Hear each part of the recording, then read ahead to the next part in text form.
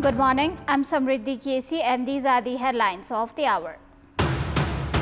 Government fails to take effective measures to reduce air pollution despite AQI reaching hazardous levels. Districts outside Valley experience rainfall. 21 guides complete 20 days of high-altitude mountaineering and rescue training. Skills involve surviving during snowstorms, altitude sickness, and in difficult terrains. U.S. plans to impose additional 50% tariffs on China today. China firmly opposes additional tariffs and vows to escalate retaliation on U.S. exports. And Nepal makes a winning start with an 8-wicket victory over Qatar in the quadrangular T20I series currently underway in Hong Kong. Kathmandu has once again fallen to the #1 position in the list of world's most polluted cities. For the past 2 weeks, Kathmandu has consistently been at the forefront of the list of cities with the most polluted air in the world. However, the government has not shown any eagerness to solve this problem. The government, caught in confusion and merrily enjoying general discussions, has forgotten this role. The federal capital, Kathmandu, topped the list of the world's most polluted cities on Tuesday. This might not seem new to you, as the situation has been similar for almost 2 weeks. Kathmandu's air quality index, AQI, has surpassed 300, which is considered dangerous. Due to the pollution, many people are experiencing problems like burning eyes, itchy skin, and headaches. आँखा पोल्ने, नाक पोल्ने, आँखा चिलाउने धेरै असर भइराछ यो प्रदूषण बढेर टाउको दुख्ने भइराको छ सर आँखा पिरो हुने हैन घाँटी खसखस गर्ने टाउको दुख्ने र बेलुका भएपछि अलि ज्वरो आउने जस्तो पनि हुन्छ बाहिर निस्कन त एकदम गाह्रै छ हैन बिहान बेलुका झनै अप्ठ्यारो दिउँसो अलिकति कम हो कि जस्तो लाग्ने हो तर एकदम समस्या चाहिँ छ यसले Given the consistently high air pollution and the suffering of citizens, the government should have already taken some action. However, the government has faltered.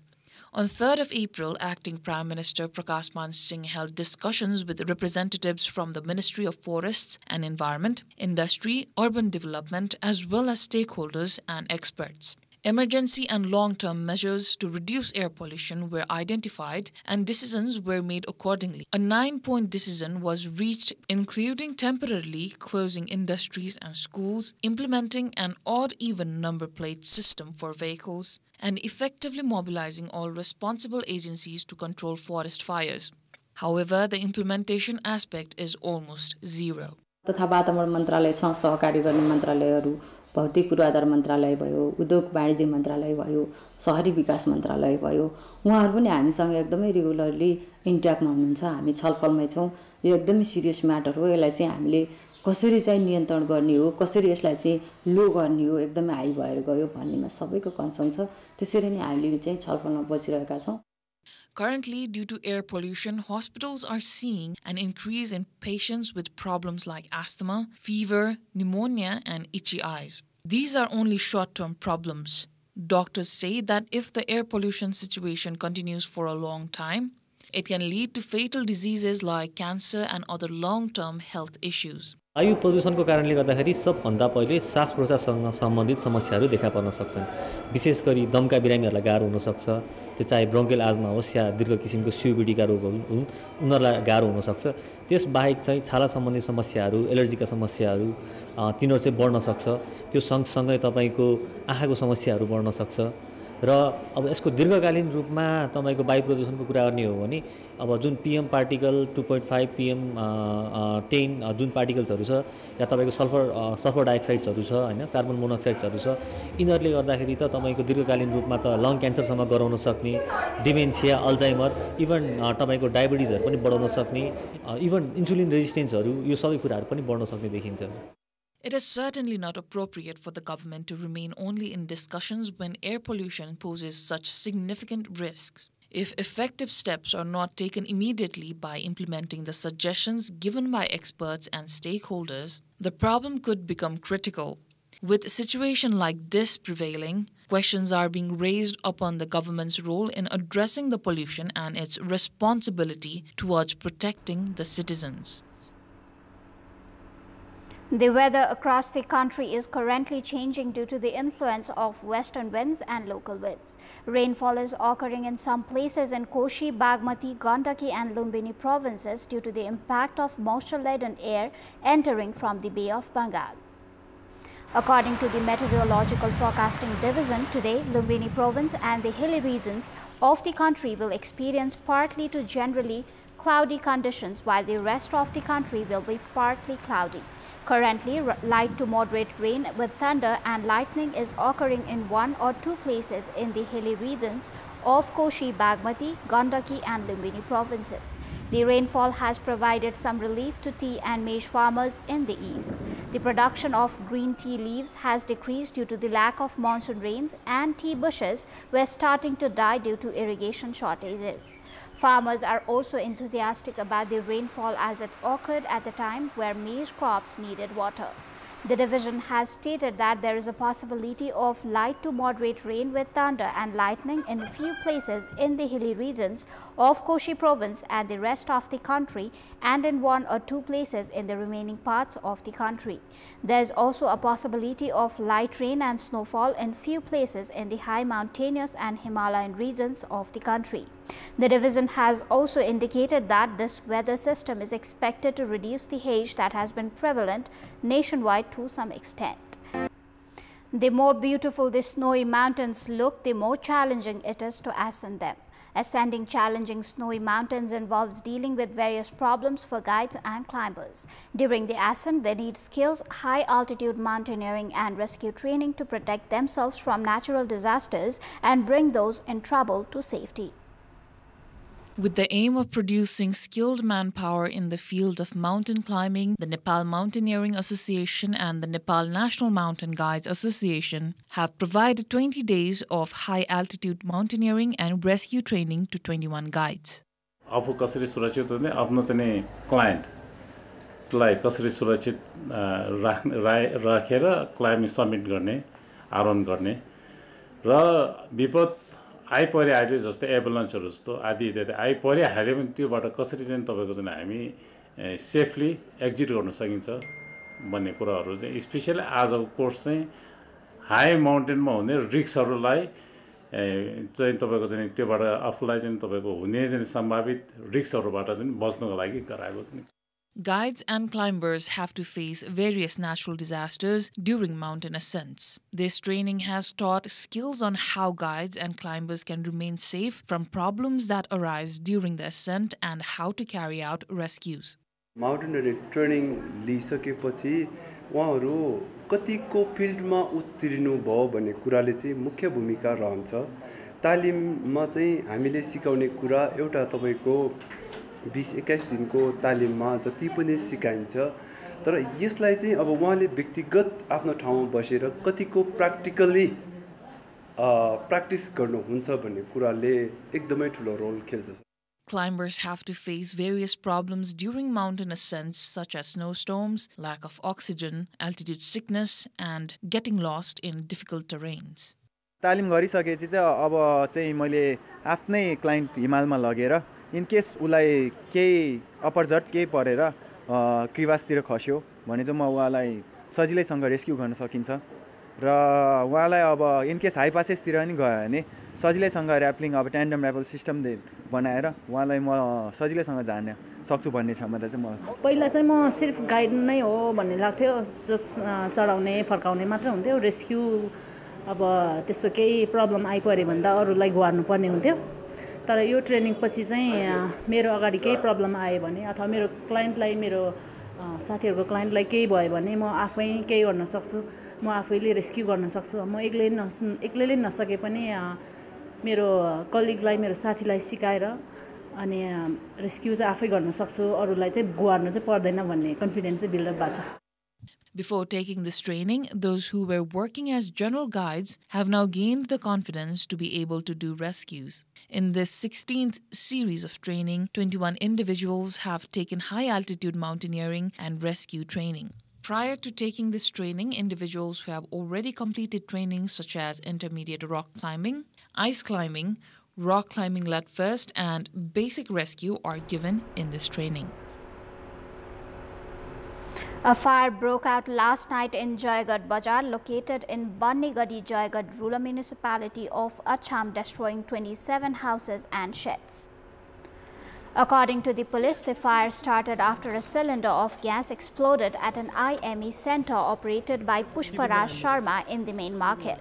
The district police office Acham reported that the fire, which started around 7 p.m., destroyed 15 tin-roofed houses, 10 mud and stone houses and 2 concrete houses in the market. A fire truck from Mangalsen municipality along with teams from the Nepali army, police and armed police force took nearly 5 hours to bring the fire under control. District Police Chief Ishwari Prasad Bhandari informed that details of the damage caused by the fire are being collected.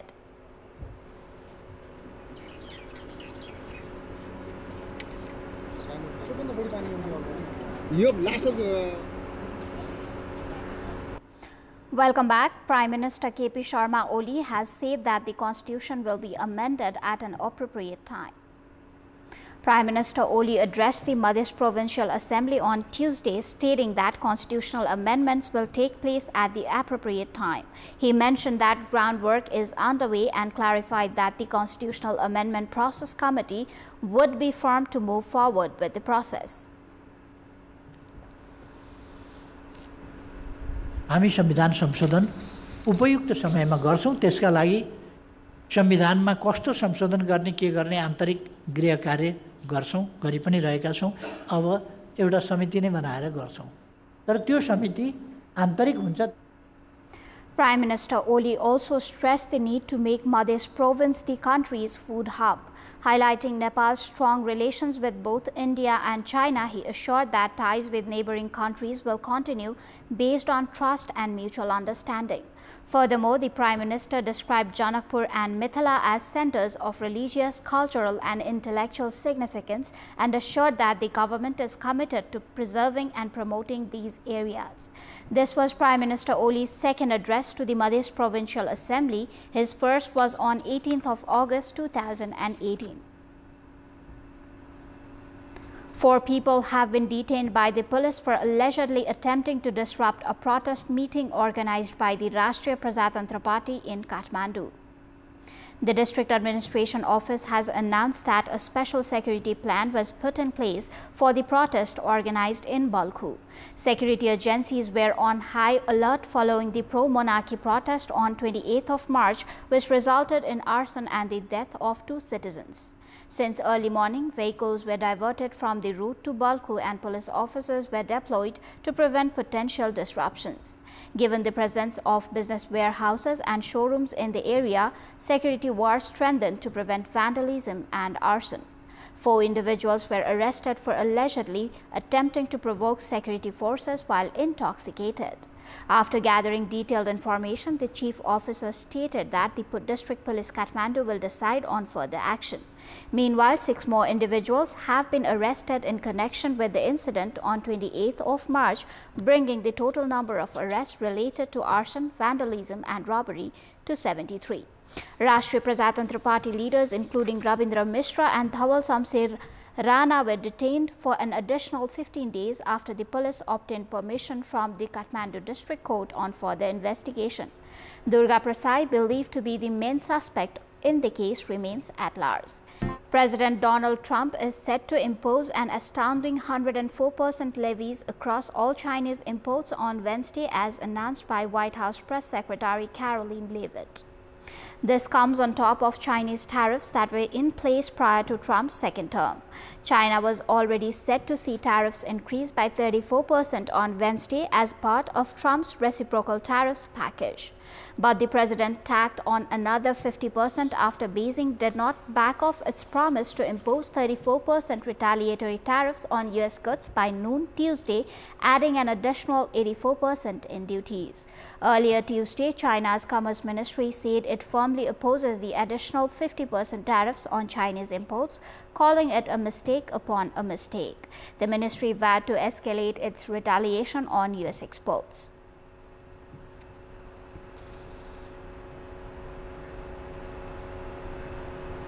The International Monetary Fund reached a staff-level agreement with Argentina on a 48-month extended fund facility totaling $20 billion.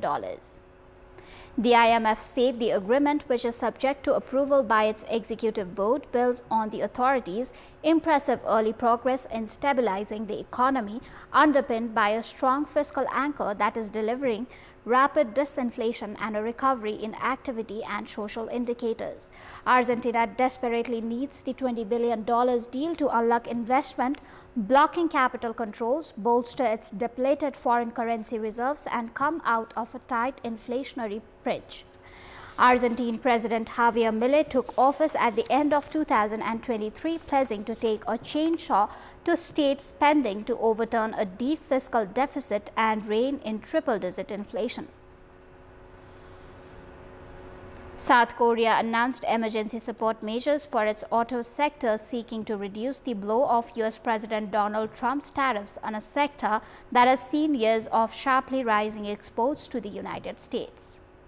Trump has announced a 25% tariff on imported cars and light trucks starting on Thursday. The tariff covers more than $460 billion worth of imports of vehicles and auto parts annually, as per reports.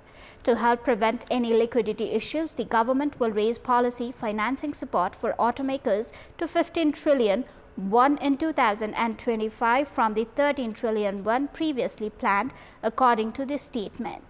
The government will lower taxes on automobile purchases to 3.5% from the current 5% until June 2025 and raise electric vehicle subsidies to 30 to 80% of price discounts from the current 20 to 40%, with the period extended by 6 months to the end of this year. In 2024, South Korea's exports of automobiles to the United States stood at $34.7 billion, accounting for 49% of its total auto exports. That is all for the moment. Thank you for watching. Bye for now.